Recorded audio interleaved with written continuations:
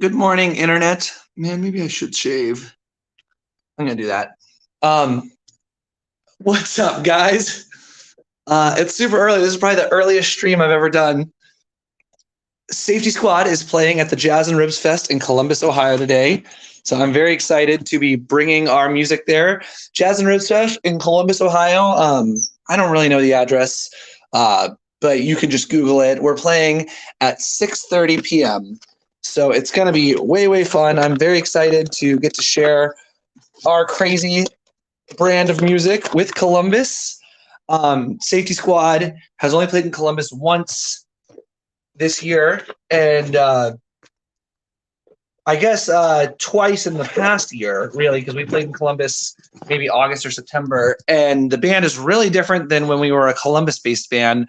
So I'm excited to bring the new edition of the band to Columbus to share with people the new sound we've got.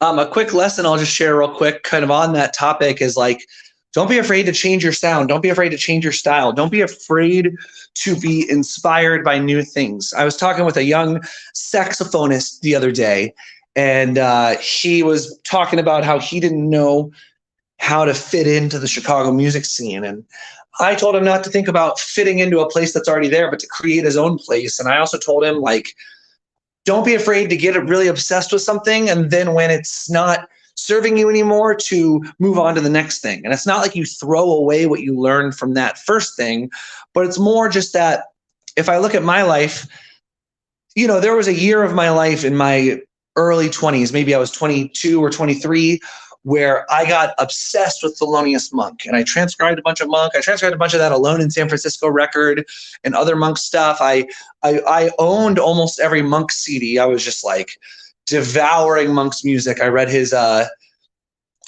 biography of him. I did several gigs of all music of Thelonious Monk. I memorized most of his tunes and just like went like obsession mode on Thelonious Monk.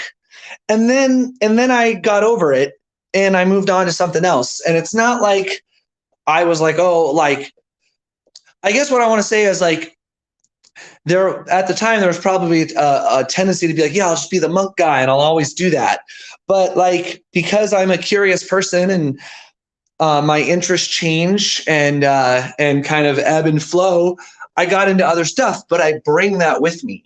I bring my love of video game music with me to jazz gigs or to this. And like, you know, Safety Squad, like, I guess it's funny, like there's a